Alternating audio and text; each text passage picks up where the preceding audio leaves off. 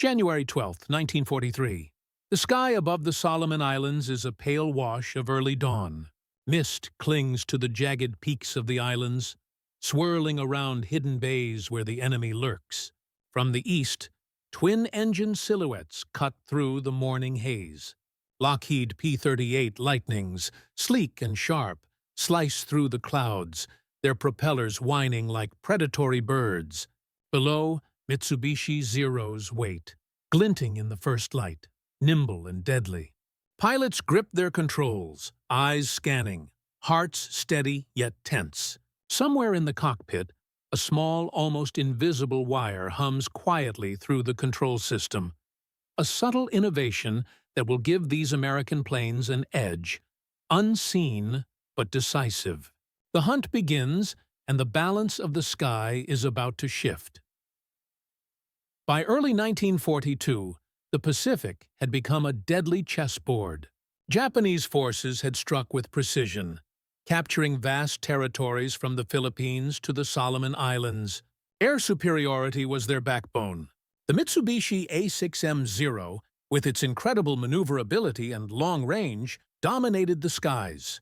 Its pilots could outturn, outclimb, and outrun nearly any Allied fighter they faced. American forces had learned hard lessons at Pearl Harbor and in the early Pacific battles. Speed alone would not win the air war. Into this landscape arrived the Lockheed P-38 Lightning. Designed before the war, it was unlike any other fighter in service. Twin engines powered its long, slender fuselage, giving it range and speed unmatched by most Allied aircraft. Its distinctive twin-boom design made it instantly recognizable in the air.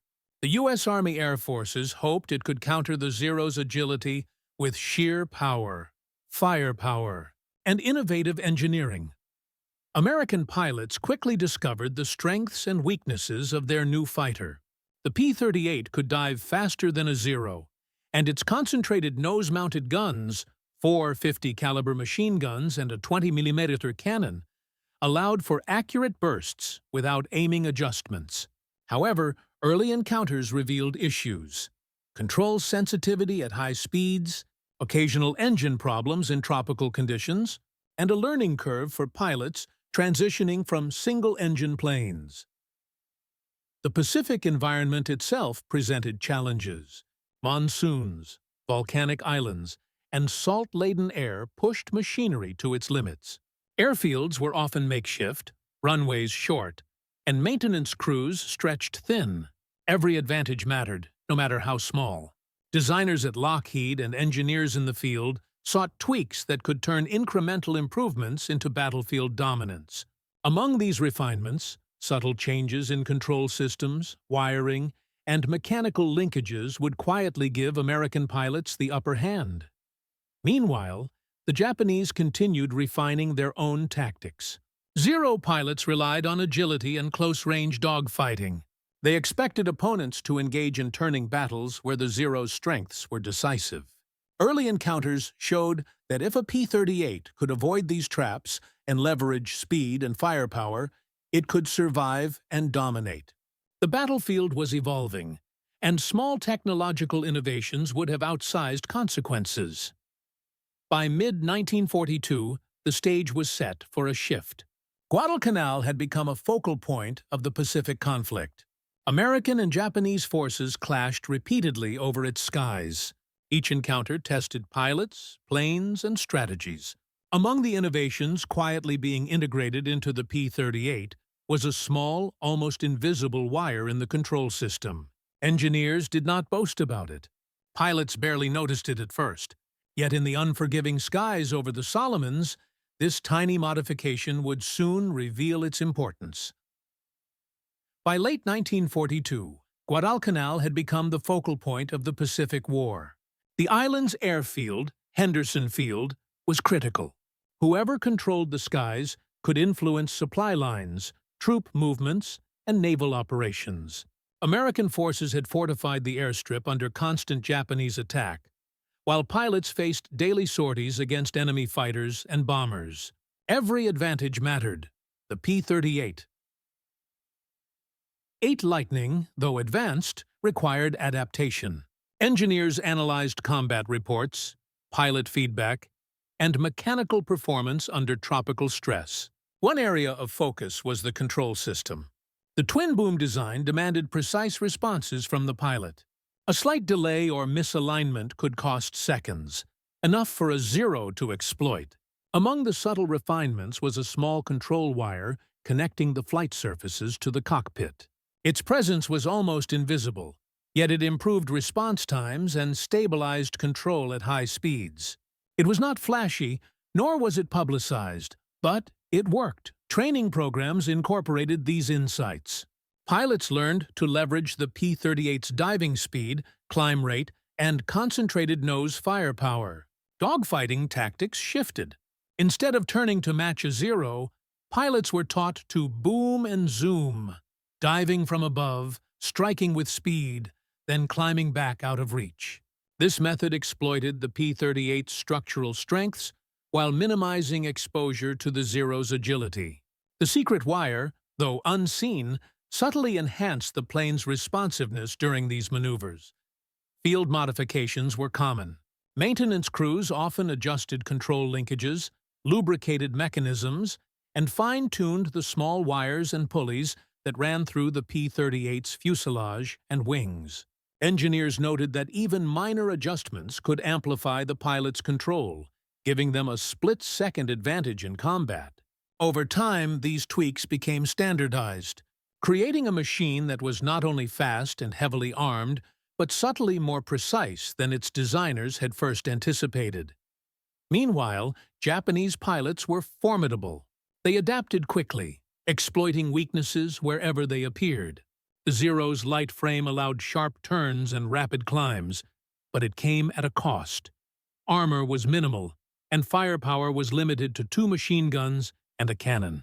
In extended engagements, the Zero's endurance became an issue. American intelligence observed that pilots who could maintain energy advantage, speed, and altitude often survived encounters. The P-38, with its twin engines and improved control systems, offered just that. By early 1943, these refinements began to bear fruit. American pilots reported increased maneuverability at high speeds and during dives. Engagements over the Solomon Islands revealed that the Lightning could outpace, outdive, and outgun many Zeros it faced. The combination of tactical training, environmental adaptation, and subtle technological enhancements like the secret wire was transforming the Pacific Air War. A quiet evolution was underway, one that would soon tip the scales in favor of the U.S. Army Air Forces. This growing advantage set the stage for the angles that would define the P-38's edge: human courage, tactical innovation, technological mastery, and leadership strategy. Human angle. For the pilots, flying a P-38 was both exhilarating and terrifying. Many had transitioned from smaller, single-engine fighters, and the twin-engine Lightning demanded constant attention. Every lever, every switch, every subtle twitch of the control stick could determine life or death. The secret wire in the control system, though invisible, gave them a quiet confidence. They noticed how the aircraft responded almost instinctively during dives and sharp maneuvers. In dogfights, seconds mattered, and this small edge often meant the difference between evading a Zero's gunfire or being caught. Pilots wrote home about the sensation of being more connected to the plane, a mechanical intuition that sharpened their survival instincts.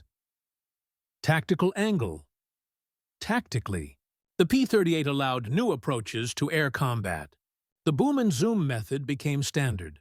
Dive from higher altitude, unleash concentrated fire, then climb back out of reach. Zeros excelled at turning battles, but the P-38's stability and acceleration during dives gave American pilots the upper hand. The control improvements, including the secret wire, allowed smoother, faster responses in these high-speed maneuvers. Engagement reports from Guadalcanal and surrounding islands consistently show American pilots exploiting this advantage, hitting targets with precision before the enemy could react. Technological angle. The P-38's design was revolutionary for its time. Twin engines, heavy firepower concentrated in the nose, and a unique twin-boom structure all contributed to its superiority. The secret wire, a minor but critical addition to the flight control system, amplified responsiveness and control precision. It allowed pilots to adjust their maneuvers with subtle inputs, ensuring that high-speed dives or sudden evasions remained stable. Engineers observed that such small innovations could have outsized effects in combat, proving that even minor refinements could alter the course of engagements. Leadership angle. Commanders on both sides understood the importance of air superiority. American leaders prioritized the P-38 for long-range missions and defensive operations over key islands.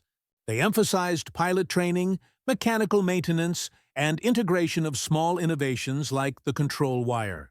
Japanese leadership, meanwhile, focused on aggressive tactics and close-range dogfighting, often underestimating the Lightning's hidden advantages.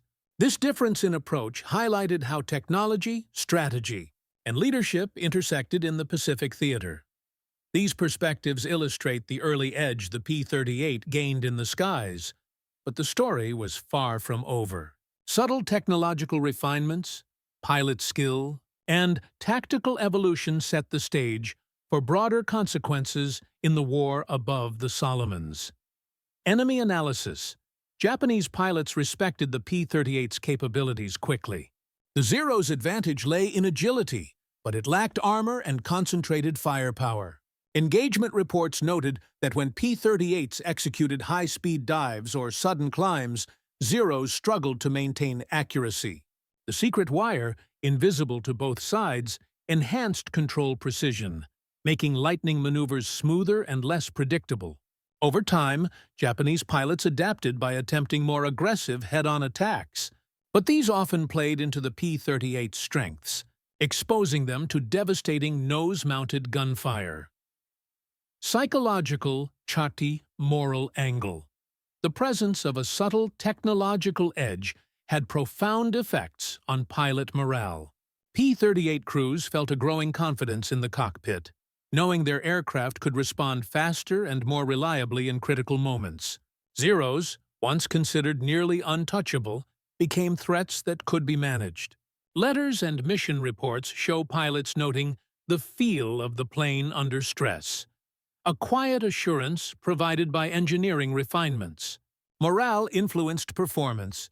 Pilots who trusted their aircraft executed maneuvers more decisively, often turning encounters into victories. Strategic, operational angle. Beyond individual dogfights, the P-38's incremental advantages shaped the broader Pacific air campaign. Pilots with extended range could escort bombers deeper into enemy territory. Improved control during dives and climbs allowed formations to execute complex maneuvers, disrupting Japanese attack patterns. Commanders began integrating these strengths into operational planning, using the P-38 not just as a fighter, but as a strategic tool to gain air dominance over critical islands and supply routes. Technological domino effect. The success of small innovations like the secret wire prompted engineers to explore further refinements. Adjustments to control linkages, hydraulic systems, and engine synchronization emerged from the lessons learned in the Pacific.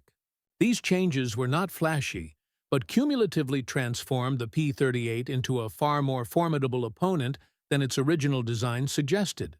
It became a machine where every small detail contributed to an overarching tactical advantage. The combination of human skill, tactical innovation, and subtle technological mastery culminated in decisive engagements. The P-38's growing edge would soon become undeniable, setting up dramatic turning points in the Pacific Air War. August 1942. Guadalcanal's skies burn with activity. Dawn light glints off the ocean, reflecting streaks of incoming Zeros. P-38. Lightnings roar into formation from Henderson Field, engines thrumming like mechanical predators. Pilots scan the horizon, calculating speed, distance, and angles. Among them, Lieutenant Thomas McGuire grips the controls, fingers brushing the slight hum of the hidden wire in the cockpit. It is a small detail, almost imperceptible, yet it ensures his inputs translate instantly into precise flight adjustments. The first wave of Japanese fighters dives. Zeros spiral in tight arcs, attempting to force the P-38s into close-range turning battles. McGuire climbs sharply, then dives, unleashing concentrated fire from the Lightning's nose-mounted guns. The secret wire ensures his maneuvers are fluid, exact. One Zero bursts into flames before it can react. Another overshoots, unable to match the Lightning's acceleration. Throughout the Solomon Islands, these engagements repeat. Air combat reports document P-38 pilots exploiting speed, altitude, and precision to overwhelm larger groups of Zeros. The combination of tactical training and subtle mechanical advantage forces the enemy into defensive positions. Japanese pilots, once confident, begin to respect the new threat. They adapt, yet each adjustment seems to play into the P-38's evolving mastery. The wire's role, though invisible to most observers, is critical. Pilots notice smoother control at high speeds, tighter dives, and more reliable responses during split-second evasions. In the chaos of battle, these milliseconds matter. A pilot can pull out of a dive, align on target, and fire before a Zero has reacted.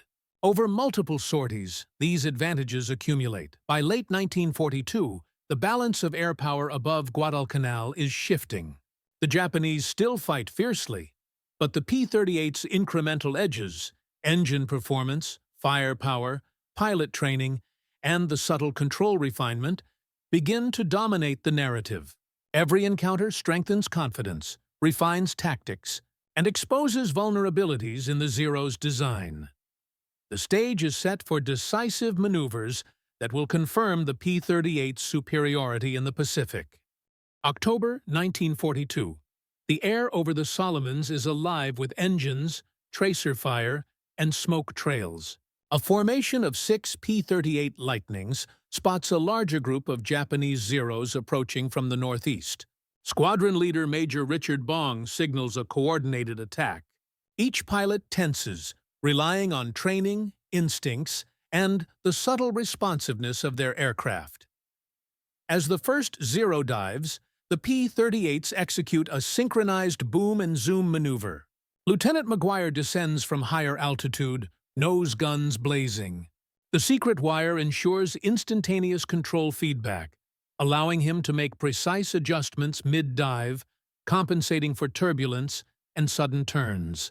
2 Zeros are destroyed in seconds. The remaining enemy fighters break formation, attempting to regroup.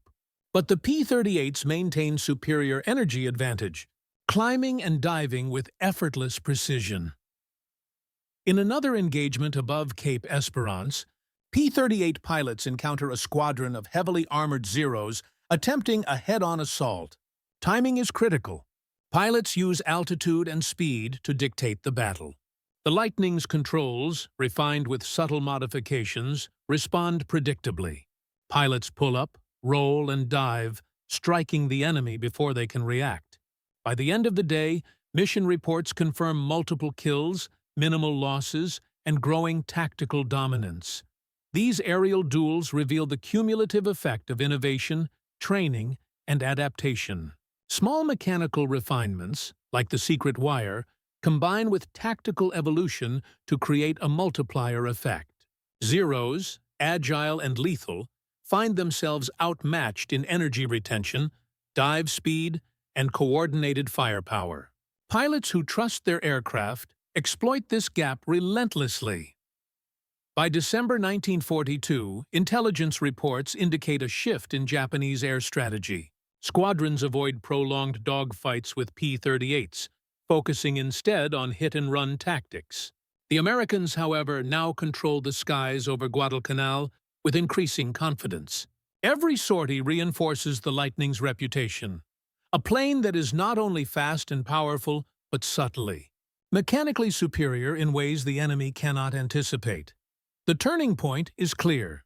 The P-38, aided by minor but crucial refinements, has transformed from a promising aircraft into a decisive instrument of air dominance. The next step is to understand the consequences of this emerging supremacy.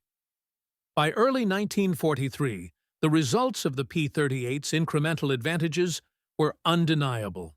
Guadalcanal's skies, once a proving ground for the Mitsubishi Zero, had become a domain where American pilots held the upper hand. Mission reports from the U.S. Army Air Forces detailed the dramatic shift. Fewer losses among P-38 squadrons, increased enemy attrition, and growing confidence among pilots who had mastered the Lightning's capabilities. The secret wire in the control system, though never publicly acknowledged, played a subtle but pivotal role, improving maneuver precision during high-speed dives and evasions. Japanese forces were forced to adjust tactics. Dogfighting dominance was no longer guaranteed. Squadrons altered their attack patterns, avoiding prolonged engagements with P-38s. Intelligence reports from Japanese units indicate rising caution, with pilots increasingly aware that even the slightest miscalculation could prove fatal. Air battles over Guadalcanal and surrounding islands showed a measurable decline in Zero effectiveness. American pilots, empowered by both training and aircraft refinement, exploited this advantage consistently. The human toll was significant. Pilots on both sides faced immense pressure and danger. Letters home from American airmen describe moments of near misses, the roar of engines, and the unexpected effectiveness of the Lightning. Japanese pilots, while skilled and disciplined, began reporting losses that exceeded their initial expectations. The psychological impact of fighting a technically precise aircraft changed the dynamics of the air war. Confidence in the P-38 grew, while the Zero's aura of invincibility began to fade. Operationally, commanders adjusted strategies to capitalize on these developments. P-38s were increasingly assigned long-range missions, escorting bombers and conducting reconnaissance over hostile territory. Their refined controls, reliable power, and tactical versatility allowed pilots to maintain air superiority during critical operations. Small technical details, like the hidden wire, translated into measurable battlefield advantage, reinforcing the importance of engineering precision in modern aerial warfare. The stage was set for the long-term consequences of P-38 dominance, shaping both the course of the Pacific Air Campaign and the strategic mindset of both American and Japanese forces. By mid-1943, the cumulative effect of P-38 superiority was evident across the Pacific. Japanese losses mounted not only in aircraft, but in experienced pilots, a resource far harder to replace. American squadrons, benefiting from refined tactics and superior aircraft control, reported higher mission success rates. Battles over the Solomons, New Guinea, and the Bismarck Archipelago consistently favored the P-38, shifting the strategic balance in the Allies' favor. The secret wire, though invisible and uncelebrated, had contributed to this transformation. Pilots noted smoother handling, more responsive dives, and precise gun alignment under extreme conditions. Maintenance crews confirmed that minor adjustments in control linkages improved aircraft stability and reliability. These small engineering refinements, multiplied across dozens of aircraft and sorties, created a measurable battlefield advantage that influenced both tactical engagements and broader operational planning. Japanese commanders faced a growing dilemma. Their doctrine, relying heavily on agility and close-range dogfights, was increasingly ineffective against high-speed, high-precision attacks from P-38s. Attempts to counter with new tactics often played into the Lightning's strengths, leaving Japanese pilots exposed. Morale began to shift subtly. Letters and journals from the period reflect frustration and recognition that the air war had changed. Strategically, the P-38's dominance facilitated larger Allied operations. Long-range escort missions, interdiction of supply lines, and close air support for ground forces became more effective. The ability to maintain air superiority over critical islands allowed American forces to consolidate gains, reinforce positions, and prepare for offensives deeper into Japanese-held territory. The impact extended beyond individual battles. It shaped the trajectory of the Pacific Campaign. In the skies above Guadalcanal, New Guinea, and beyond, the lessons of 1942-1943 were clear. Subtle technological innovation, when combined with training, tactics, and leadership, could redefine the battlefield. The P-38 Lightning was no longer just a fighter. It was a symbol of precision, adaptability, and the quiet power of engineering ingenuity. The story of the P-38 Lightning over the Pacific is a testament to the power of subtle innovation. A small, almost invisible wire, carefully integrated into the control system, helped turn a promising fighter into a decisive instrument of air dominance. It was never glamorous, never celebrated, but in the chaos of dogfights, it made the difference between survival and destruction. Beyond technology, it shows how human skill and ingenuity intersect with engineering. Pilots trusted their machines, commanders refined strategies, and engineers perfected every detail. Each small advantage compounded, shaping the course of battles and influencing the broader Pacific Campaign. The legacy of these encounters is profound. They remind us that in warfare, as in history, it is often the quiet, unseen refinements, the small wires, the careful adjustments, the disciplined training that tip the scales. The P-38's story is not just about machines or battles, but about human adaptability, precision, and the relentless pursuit of mastery in the skies. This closes the journey from dawn over Guadalcanal to strategic air dominance, where even the smallest innovation left a lasting mark on history.